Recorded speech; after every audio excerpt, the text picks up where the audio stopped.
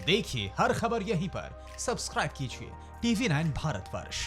अब देश के सबसे बड़े न्यूज नेटवर्क TV9 पर आप देखने जा रहे हैं न्यूज टॉप 9। बिना ब्रेक के इस बुलेटिन में आप देखते हैं देश और दुनिया की तमाम खबरें। देश में कोरोना के मामले तेजी से बढ़ने के बीच लॉकडाउन के चौथे दौर का ऐलान कर दिया गया है। पूरे देश में 31 मई तक लॉकडाउन बढ़ा दिया गया है। चौथे चरण के लिए नई गाइडलाइंस जारी कर दी गई। मेट्रो, रेल, घरेलू और अंतर्राष्ट्रीय उड़ानों पर रोक रहेगी। शाम 7 बजे से लेकर सुबह 7 बजे तक कर्फ्यू रहेगा। चौथे चरण में और क्या होगा, इसकी जानकारी हम आपको आगे देंगे। मोदी सरकार के 20 लाख करोड़ के पैकेज से जुड़ी 5वीं किस्त का ब्यौरा वित्त मंत्री निर्मला सीतारमण ने रख दिया है। देश में टेक्नोलॉजी के जरिए शिक्षा को बढ़ावा दिया जाएगा। पलायन को रोकने के लिए मनरेगा का बजट बढ़ाया गया है। प्रधानमंत्री ने आज जारी किए राहत पैकेज से स्वास्थ्य और शिक्षा के क्षेत्र में बदलाव आने का भरोसा जताया है। देश में कोरोना के मरीजों की संख्या एक दिन में सबसे ज्यादा सामने आई है।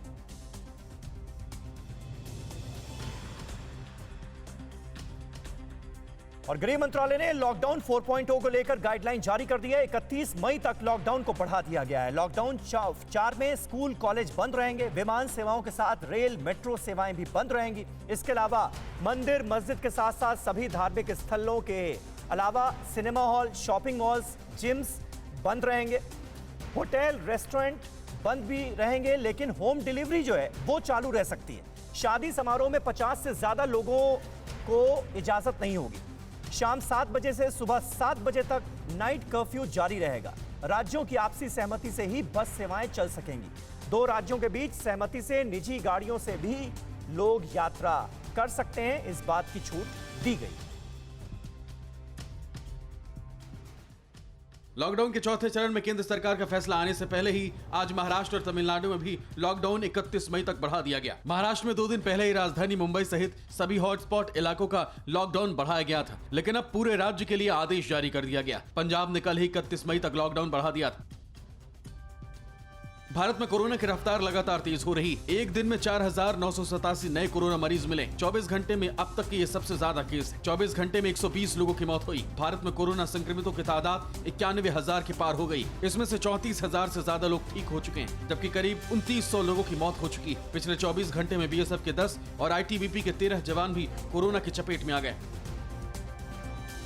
भारत में राष्ट्रपति भवन तक पहुंचा कोरोना। राष्ट्रपति भवन में तैनात ACP Karan Singh corona positive पाए गए।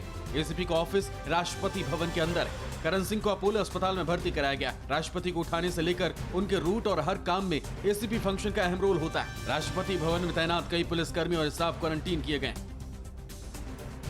कोरोना संकट के बीच पीएम मोदी के 20 लाख करोड़ रुपए के राहत पैकेज से जुड़े 5वें और आखिरी चरण के ब्यौरा आज वित्त मंत्री निर्मला सीतारमण ने देश के सामने रखा। गांवों से पलायन रोकने के लिए सरकार ने मनरेगा बजट में 40,000 करोड़ की बढ़ोतरी की। कंपनी एक्ट में बदलाव, 1 साल तक दिवालिया घोषित करने की प्रक्रिया पर रोक लगाई जाएगी। स्ट्रेटेजिक सेक्टर में 4 से अधिक पब्लिक सेक्टर कंपनियां नहीं होंगी। देश में कोरोना संकट के बीच केंद्र सरकार ने ऑनलाइन और तकनीक आधारित शिक्षा को बढ़ावा देने के लिए PM ई-विद्या प्रोग्राम का ऐलान किया है। 1 नेशन 1 डिजिटल प्रोग्राम आएगा। 1 से 12वीं तक की कक्षाओं के लिए हर क्लास के लिए एक चैनल लॉन्च होगा। स्पेशल कंटेंट दिव्यांग बच्चों के लिए आएगा। साथ ही टॉप 100 विश्वविद्यालयों द्वारा ऑनलाइन ऑटोमेटिक कोर्सेज की शुरुआत की जाएगी। मजदूरों को लेकर सियासत पर वित्त मंत्री निर्मला सीतारमण ने कहा, विपक्ष और सोनिया गांधी से हाथ जोड़कर कहती हूं कि प्रवासी मजदूरों पर राजनीति के बजाय मिलकर काम करें। निर्मला ने राहुल गांधी के मजदूरों के साथ बैठने को नाटक बताते हुए कहा, बेहतर होता अगर वो मजदूरों का सामान उठाकर चलते।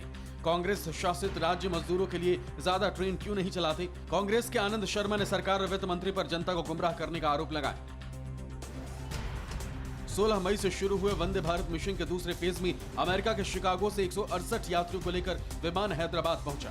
मस्कट से लौट रही एक गर्भवती महिला ने देश वापसी के लिए मोदी सरकार को शुक्रिया जताया। समंदर के रास्ते भी समुद्र सेतु मिशन के जरिए भारतीयों को वापस लाया जा रहा है। माले और मालदीव से भी INS जलाश्व से 1100 भारतीयों को आज कोच्चि लाया गया। कोरोना महामारी के बीच चक्रवाती तूफान अम्फान का खतरा बढ़ गया। अम्फान ने तमिलनाडु में अपना कहर बरपाया, जहां कई घर तहस नहस हो गए। बंगाल की खाड़ी से उठा अम्फान तूफान के पश्चिम बंगाल और ओडिशा से भी टकराने की आशंका है। मछुआरों को 18 से 20 तारीख तक समुद्र तटों से दूर रहने को कहा गया है। राहत कार्य के लिए NDRF के दस्ते भी अलर्ट मोड पर हैं। फिक्र आपकी, सोमवार से शुक्रवार रात 9 बजे सिर्फ TV9 भारतवर्ष पर।